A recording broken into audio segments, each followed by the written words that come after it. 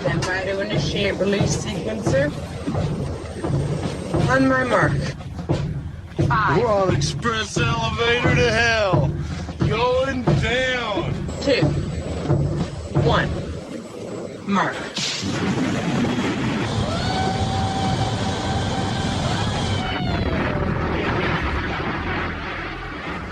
Hello, everyone. My name is Mark, a.k.a. Derringer. Today is Sunday, May 13th, and you're listening to episode 156 of the Instant Action Podcast, your weekly source for Planetside 2 news and information.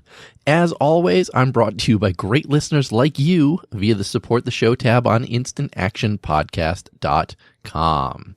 So first off, as you heard, May 13th, a big happy Mother's Day to all the mothers out there, whether you play Planetside 2 or whether you don't play Planetside 2 and just listen because of my wonderful voice.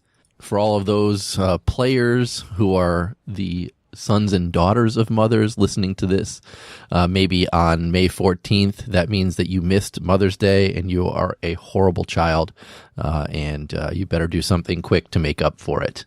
But that out of the way, I took care of my mother, so you don't have to worry about me. What else has been going on for me this week? Well, the biggest news is, some people know I finally spent my first ASP perk or ASP point, and I bought the LMGs on Engineers, and wow, I really missed playing Engineer. For those that know me, ever since I got the Araxium armor on my Engineer, I have really stopped playing that class a lot. I've been playing a lot of Light Assault, been playing a lot of Heavy Assault, playing a lot of Infiltrator to play around with the Derringer pistol, and I've been really neglecting the Engineer class. And because of the ASP perk system, I had always looked at it like, oh, this might be where I might want to spend my point. And again, you got to realize that the only faction that I have a character over BR 100 right now is my NC character, Derringer. So that is the only class that I can actually spend a point on at this point. I'm working on it with my VS, and my TR is just so far away that it's not a priority whatsoever. If I had a point on my VS character, the thing I would unlock hands down would be the heavy weapons on the Heavy Assault, so that I could have a Lasher as a secondary weapon and an LMG as a primary weapon. So that's what I'm shooting for once I make BR 100 on that character. But so all my ASP experiences are with my NC character right now, and like I said, I just been sitting on the point forever because I'd been hoping that a respec option would be coming sooner rather than later. I have some information about it once I talk about the first topic this week, but suffice to say, it's probably a long way coming before we see a respec option, so why am I just sitting on the point? So like I said, I purchased LMGs for the Engineer, and I realized how much I missed playing Engineer, because being able to place a turret, being able to place bouncing Bettys, again, playing NC only, being able to place bouncing Bettys in different places, throwing ammo packs to help people out, couple that with the LMG. Carbines are good. Carbines are great. I've Araxium the carbines on, all the carbines to unlock the Araxium version, or the directive weapon, for the carbines. So, I mean, I've played the hell out of carbines. I really like them. GD7S, that's my favorite carbine in the game. But being able to use LMGs has opened up a completely different playstyle for me as Engineer. Sure, I miss my shield on the Heavy Assault. That lets me survive firefights a little bit longer, but I'm getting way more kills than I used to be getting on the Engineer. And that might be because I'm placing bouncing Bettys properly, and I've been using Spitfire turret to help me out a lot as well, and that's been getting some kills. But just having the LMG on the Engineer gives me some good hard-hitting firepower at ranges that I felt like the carbines were lacking. And I just don't know. I used the point, and then I had one of the best play sessions that I've had in a long time. I played yesterday on Saturday, and I was just playing with a whole group of different folks, Bax, Moral Hazard, VCO, a whole melange of different outfits all playing together with good shooters, and found myself on the top of the leaderboard in a lot of the fights that we were in. And that could be because I'm dropping ammo packs like a fiend. But on top of that, I was getting a whole bunch of kills everywhere that we went. So I guess this is more a PSA than anything else, that if you have stopped playing a class or whatever because you felt that you maxed it out, these ASP perks that you can spend on those classes kind of give a whole new meaning to it. And one of my goals on the NC character is to finish off the directive weapon for the LMGs and to ultimately unlock the Godsaw, even though I may not use it, and certainly I can't use it on the engineer because directive weapons are not included.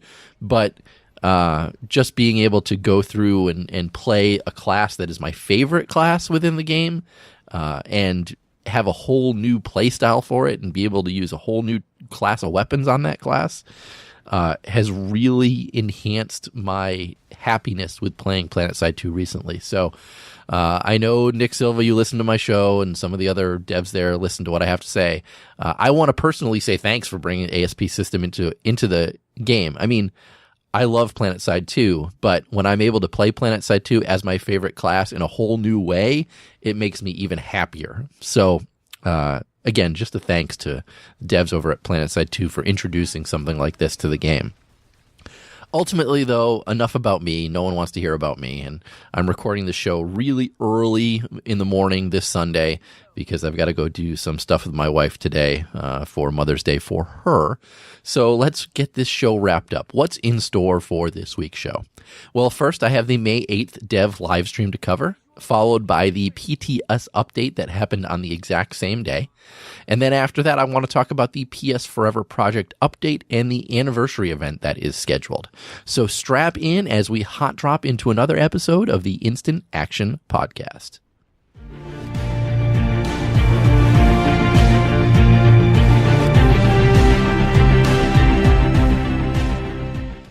All right, like I said, first up this week, May 8th Dev live stream on Twitch that I need to talk about. And we were joined by just 3 folks this time, no trading off like the last few that we've gone to.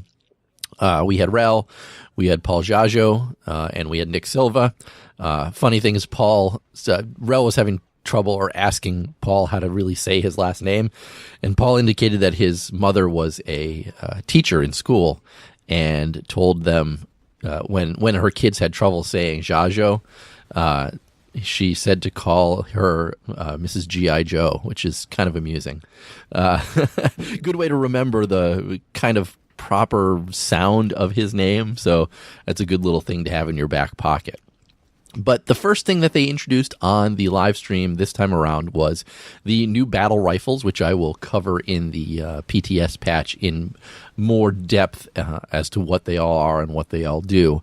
But they showed off the VS1 has a heat mechanic, the TR1 has a full auto mode, which none of the other battle rifles have, and the NC1 has that piercing mode that they've introduced, where a bullet's able to go through one character into another one and do damage. Now, granted, it was not working properly on PTS when they showed this off, and other folks found, by testing it, found that it was actually hitting the first target and then coming back to hit the person that was shooting it. So they definitely have some work to do on the piercing mechanic for battle rifles currently. But I will say that they all look pretty damn cool. I don't use battle rifles within the game. I've really never picked up any of them for any amount of time. But the piercing mechanic, while it seems like a gimmick in the game and maybe isn't necessary, is kind of an interesting mechanic. It does make me feel like the NC one's going to be perceived as a little too overpowered compared to the other two, but we'll actually see how they all work. After battle rifles, they talked about the upcoming alert changes that are coming, and I talked about those in depth on last week's show, how we're going to have the the stabilization. Well, first the continent's going to open, then it's going to go into a stabilization event that's going to kick off, and after the stabilization event kicks off, at intervals, there's going to be mini events that happen. If I remember correctly, it was 30 minutes in, 120 and 210 minutes in. And then after that, once a faction reaches 41% territory control, it's going to launch the meltdown alert. And then whoever wins the meltdown alert is going to actually lock the continent from there. And again, it's doesn't matter who started it, it's who wins it. But they did talk a little bit further about the individual events that are going to happen. Not the meltdown alert itself, but they do know that events are going to award ISO, but they're not sure yet if they're going to give out any other rewards for winning them. Personally, being the person who wants more than less, I would love to see them give out boosts or decals, and I mean, I get it. A lot of people are tired of getting decals at this point because it seems like that's all that anybody receives. I mean, I can't tell you how many Hasen alerts that I've been doing recently, just trying to get Nick Silva's tropical camo, just because I want it so bad. And every time I don't get it, I'm like, oh, another decal. But I do think that these mini events that are occurring, I think it would be good for them to give out decals or boosts or things like that. I'd really like to see them give out more boosts than they're giving currently because, and granted, maybe not a lot of people can use them, but since we're in a new round of ASPs and people are trying to gain experience all over again, I think boosts are probably pretty useful, even though people aren't spending Daybreak cash on them. So, like I said, again, I want more because I'm a greedy fuck. So, like I said, I want to see more coming out than just ISO 4. Now, when you win these events, they did say that you're going to gain bonuses for your faction as they go through, and you'll get bigger bonuses if you win all of them and things like that. They really didn't go into much depth, much more detail than that. They did talk about one specific alert that they're working on they're calling it an aerial combat alert, and they actually showed it off. And what's going to happen is on the map of the continent, these aerial anomalies are going to appear, and they kind of look like little swirling vortexes. And there's a mini-map icon for them, and there's a little arrow icon in them, which is all a work in progress. And the goal here is to get your aircraft close to these anomalies so that your faction earns ticks, while you're near them, and whichever faction earns the most ticks is going to win the event. They've kicked around the idea of making all aircraft free while the alert is live, which is certainly interesting. And the goal there is to give experienced pilots some, good dogfighting potential going on while they're there, but also give newer players the ability to kind of just jump in and play around with aircraft while this alert is active. And it also is huge for folks on the ground. I mean, just talking about this aerial combat alert alone made me think that anybody who is still working on an air deterrence ribbon, directive, this is going to give you air deterrence ribbons like crazy for doing this if you find the right location to set up shop and start shooting down air. But really interesting little alert that they've got that they're working on, and they said they're working on a lot of other ones behind the scenes, and they'll release more as they come along. And they also said that they want people to go out to Reddit, go to the forums, and make suggestions of your own alerts or events that you would like to see bring out into the game. Obviously, the more information and more fleshed out it is, the more likely that they're going to kind of run with an event that you've thought of. After they showed off the alert, or the event, I guess is what it's called, they then talked about the upcoming Planetside anniversary as a franchise. Now we're coming up on the 15th anniversary of Planetside as a franchise. It was originally launched on May 20th, 2003. So, like I said, 15 years from then is May 20th, 2018. That's when the actual anniversary is. That is a Sunday, which is kind of good for people who have Sundays free. But the devs there are actually doing a lot more for this anniversary that's coming up than just celebrating it. So they actually reached out to Faven, and Faven has recreated the original ReXo armor that was available in the original Planetside. They also reached out to Steve-O to recreate the helmets that were originally worn in the original Planetside. Now, I got to warn you guys, these things are very retro. They only showed off the armor. They didn't show off Steve-O's helmets. But the armor is very retro. The VS one, I think, looks the best out of all of them. The TR and the NC really feel too boxy. I will buy the VS one because I like the way that it looks. I'm really on the fence for TR and NC, just because, like I said, they do feel too boxy. I wish if they came out and were able to slim them down a bit and try to remove some of the boxiness. And that's the reason why I really don't like many of the NC armors that they've released so far. They all just feel like they add too much weight and too much, surface area, I guess is the best way to say, for the NC characters. So I haven't bought any NC armors as a reason for that. The VS ones all look sleek, all look slick.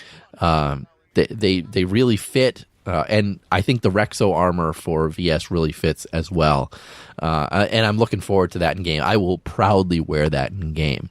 Now, Nick did say that they haven't come up with exactly how they are going to bundle and sell all of these, but I would imagine if they want to really rake in the cash, that they'll throw in, that they should give us every option available. First off, give the option to buy all of them in one shot. I don't know what the cost would be. I'd kind of have to sit down and do some napkin math, which I'm not going to bore you guys in the show with. But I would definitely, make one where here you can buy all of them and give a discount. Here you can buy just each faction, all of them, and get a discount. And then I would allow you to buy individual ones as well, because there's some people who just want them for their heavy assault, don't want it for anything else. So I would love to see all different ways that you can buy it. Now, in addition, for the anniversary, which is happening on the 20th, they're also going to be offering a double XP event to wrap around the anniversary. It's going to start on May 18th, and May 18th is a Friday. And it's going to run through to May 25th, which is the following Friday. And the nice thing is, if you're a member, it will automatically kick off that the members double XP weekend is the weekend of the 25th through the 27th. So if you're a member, you're going to have double XP from May 18th through to May 27th, which is absolutely awesome. I will be playing an awful lot of Planetside 2 in 2 weeks to take advantage of all that double XP that's out there. And again, during the double XP, don't forget to drop your bounties on everybody. Next up, they showed off something called a bending beacon that it looks like somebody they didn't mention that this would be sold. So I'm wondering if this is something that everybody's just going to get access to during the event, much like the snowmen back during the winter. Maybe it'll cost you 1 cert to get it. I expect something like that. But when you drop this bending beacon, up comes a little Planetside logo, the original Planetside logo, not Planetside 2. It's got a cloud above it, and there's little meteors that fall out. It's just a neat little graphical thing to show off and kind of remember Planetside with. It's kind of silly looking, but it's kind of cool at the same time. And then the final thing for the Planetside anniversary, they talked about re-adding the suppressor to the game. Suppressor was one of the original weapons in Planetside, which has not made its way to Planetside 2. And for the suppressor, they're actually just making a skin for the MKV suppressed. And if you add the skin on, it's going to look like the suppressor from the original Planetside. Now, it's what they showed off was still a work in progress. It's very boxy. It's certainly not finished, but it will definitely be cool when it's out there. That's something that I will definitely be picking up. Moving along from the anniversary, which is really exciting news, Nick then mentioned my podcast, and here I'll play you exactly what he said. So on the Instant Action podcast this week, and I listened to that, Derringer. He mentioned the possibility of there being dozens of alerts that are going to be coming to the game. How accurate do you think that is? Dozens is far too easy. We're going to go with like hundreds. As you can see, they picked up on me saying that there's going to be dozens of alerts, and they really didn't say no. So I think that they are going to be, having as many alerts as humanly possible, and these are the events, and I think they will be randomized. And like I said before, they definitely want suggestions. Some things that they're kicking around internally, they're thinking about having a giant meteor fall from the sky, and then having people harvest cordium from it to win. They also talked about a destruction derby style event where either harassers or flashes have to drive around in a specific area, and each time they cross the finish line, they could earn points for your faction, and whoever gets the most can win. I love the fact that they're thinking outside the box with all these different types of possible events that they could be bringing to the game, and that's really what I was trying to get at on last week's show, that I think it's important to have a whole bunch of different types of alerts out there, because right now I know a lot of people say that the meltdown alert is getting kind of stale and it's always the exact same thing over and over and over again.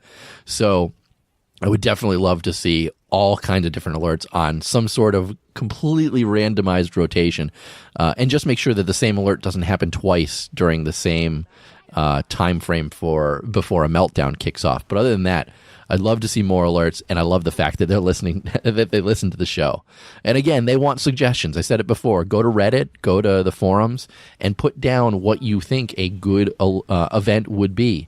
Have it well thought out. Have lots of information and explain it really well, because there's a really good chance that if you think of something really cool type of gameplay, that they're going to incorporate it.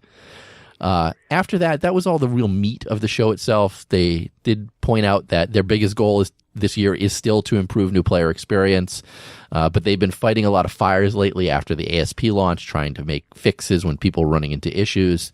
They did say that mentor squads are coming very soon. They didn't really go into too much detail on it, but they will be revisiting squads as a whole as well. And they did show off some of the platoon lead prototyping of missions, and basically it was just kind of a location in a circle on the map, and platoon leader can say, I need something here, and then give a condition that they want people to meet, and it sounds like you'll get extra XP for doing it, things like that. Looks kind of cool. It's really early stages, and I'm sure it'll get fleshed out a lot more from there. Finally, they answered some questions. Somebody asked if there's going to be any change to how implants are earned, and they did say yes, they do want to make them purchasable with ISO 4. They're still determining which ones and at what prices, but Nick does expect that the first tier implants to be available for purchase extremely soon. They weren't sure how to deal with the exceptional implants, though. There might be some sort of additional requirement, maybe a crafting element. They weren't sure yet. Next, my question in the chat was, is there a plan for the ASP respec? Someone else asked about new perks. And they did say that Rel specifically said when they go to add new perks to the game, they will add a respec option to the game. And their goal really is they want to flesh out the classes more with perks, but that they don't have any new perks yet, which means to me that it's probably going to be a while before we see that respec option. So if you were like me and sitting on choosing what your first ASP point is, you should probably just go and spend it like I did. That response from Rel really was the straw that broke the camel's back for me and made me go out and spend my ASP point. Next, somebody asked if there are more Doku weapons coming, and they said yes, both the carbines and assault weapons are coming. No dates for those. Somebody asked about Bastion fleet carriers. They said they haven't done much with them lately. Someone else asked about outfit progression. They said that they expect that to be fleshed out and take place more towards the end of the year. So I would certainly stop asking about that going through the rest of the spring here into summer and probably into fall. That's probably a fourth quarter thing to look forward to. And the final question was about C4 balance, and people They point out that C4 is getting nerfed with a 0.4 second detonation delay. And they'll see how it performs and go from there. And finally, they did say that the new detonator that Doku designed is going to make it in the game at some point. And I don't know if you've seen it, but it's actually really nice. It's got a little flip up top to it, so the button on top is covered by a protector, and you have to flip that up and then press the button for it to go off. And they said that their goal is to build that 0.4 second delay into an actual character animation of them flipping up the cover and then pressing the button. That may not make it to live once the new detonator makes it to live, but that's an ultimate goal that they have. And that was the Dev Livestream in a nutshell. I didn't make it home in time, so I only caught the second half of it. But I did, obviously, it's out there on Twitch, and I'll include a link to it so you guys can go ahead and rewatch it. I'll say it like I've said it many times so far.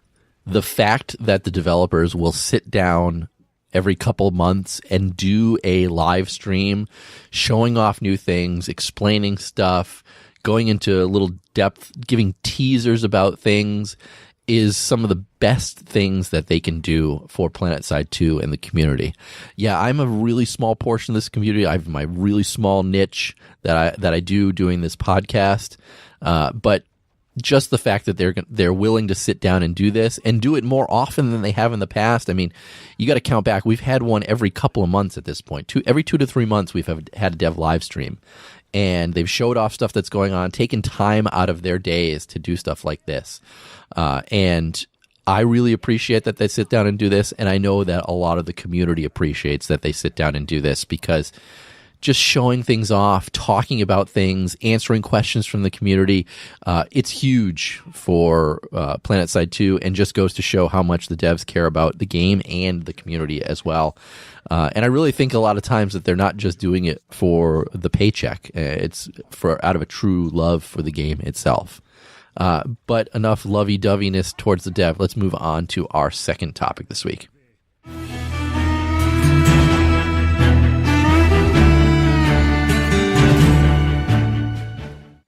And that second topic is the May 8th PTS update. Like I said, the Dev Livestream and the PTS update went off pretty much hand in hand. I saw a lot of people in chat say, "Oh my God, the new battle rifles are out on the PTS. Got to get over there." But that's not all that's on PTS. So first, let's start with construction changes. So they added a 30-second cooldown to all vehicle pulls, and this change includes lattice bases. They also changed that placing a cordium silo, that cost is increased from 1,000 to 2,000, and the amount of cordium the silo starts out with has also been increased to 2,000. The reserve of the silo has been increased from 10,000 to 20,000, or 40% of a silo's maximum cordium level. The cordium silo's low cordium warning message now triggers at 1,000 cordium instead of 500. The orbital strike now charges at the correct rate. I know that was broken before. And it also now no longer fires when a silo is completely drained. They also added the fact that spawn tubes and vehicle pads will now decay when they are underpowered. They also added that constructed air pads will now provide ammo to aircraft that fly over or land to them. Also, these air pads and vehicle pads now adhere to the cordium reserve rules. So if a silo is below 20,000 cordium, it will only allow access to squad mates and the vehicle pad owner. Also, now constructed air pads and vehicle pads can be locked from use. So quite a handful of little construction changes and updates. Nothing huge. It seems like it's mostly just cordium related and stuff like that.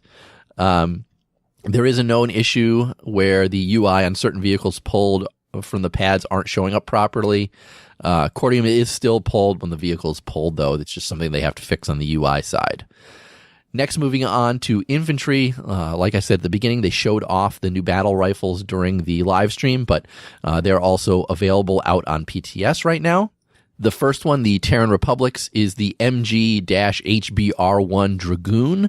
And like I said, it is the first auto-fire battle rifle to enter the battlefield. Next, the new conglomerates is the MGR-M1 Bishop.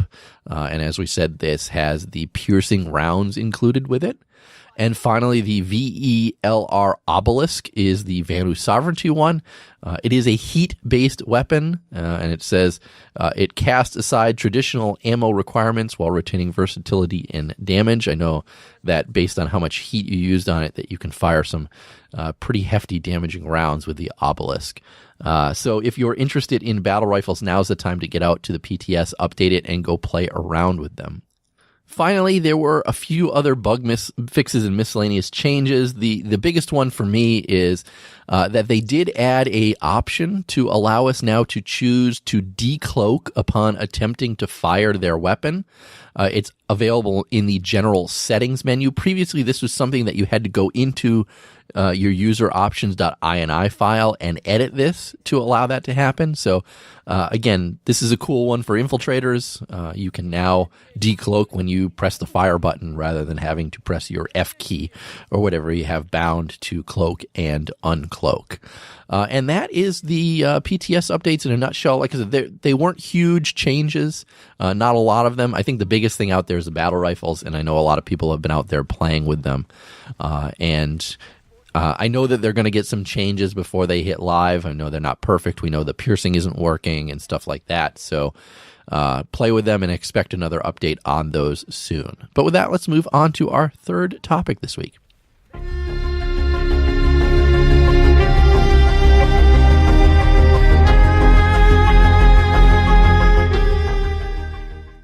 And that third topic is about the PSForever project. And they announced their update number 20 and their 15th birthday event for Planetside. Now, if you're not familiar with PSForever, it is a fan-based, not-for-profit Planetside 1 emulation project. So basically, we know Planetside 1 has been shut down, but PSForever's goal is to keep it going as a free emulation of the original game. And they've actually reached a new development milestone. Like I said, they have project update number 20 out. And within this, they have added vehicles to the game itself. And that's something huge, you know. Originally, or where they were currently, it was only infantry play, basically, that was in the game. And that's still in a pretty early state. But now all vehicles, with the exception of the Vulture and the BFRs, are now available to use, basically to spawn them. Just visit a friendly vehicle terminal. Some functionality is still a work in progress, and there is currently no cooldown on acquiring vehicles like there was in original Planetside. But yeah, you can go out there and pick up vehicles and drive them around, kill people. Restocking the vehicle can be done through the vehicle's trunk, which I know that's something odd for Planetside 2 players, but yes, you actually had to store extra vehicle in the trunk of the vehicles themselves. Yeah, you got to get used to a whole inventory system in the original Planetside that is not available in Planetside 2. They have the ground repair and rearm stations in the game as well. You can deconstruct vehicles and things like that. Also, because I said the trunk, the inventory system is now fully functional in PSForever also. You can move items around, you can use med kits, they'll be consumed properly, ammo's consumed properly, you can use alternate ammo types, you can now drop items and pick up items, which is huge, because that a huge feature of Planetside was that you could pick up enemy weapons and enemy ammo in the game. Like I said, I had a locker full of lashers on my NC character that I would use all the time. So that ability is in the game itself. Also within the game, maxes are now in the game. Basically, go to your friendly equipment terminal, find it under armor, and they've got some other abilities that are in the game as well. A lot of them are not functioning, but so for all intents and purposes, maxes have made it into the game, and also infiltration suits have made it into the game. Kind of huge stuff for them to get all that stuff into the game itself. They also added a new combat area on Ishindar, which, for those who play Planetside 2 only, Ishindar was one of the original continents that is not in Planetside 2. So this is put in place to replicate the final battle that took place on the Gemini Planetside server on July 1st, 2016 before shutting down. Each empire will control one facility and 3 towers, so I'm not going to go into the full details of it. Download the game and play it, and you can check it out yourself. But what the goal with all that stuff, again, all that stuff is in the game itself, but the real goal here is that they want to have a event for the Planetside's 15th birthday. So they're going to hold it on their test server on Sunday, May 20th at 12 p.m. EST. But players will be on all throughout the day and weekend. Their goal is really to try to get the highest concentration playing at that time. Like I said, May 20th at 12 p.m. EST. I can tell you that I will be recording as early as possible so that I can try to make this event as well and play around with it.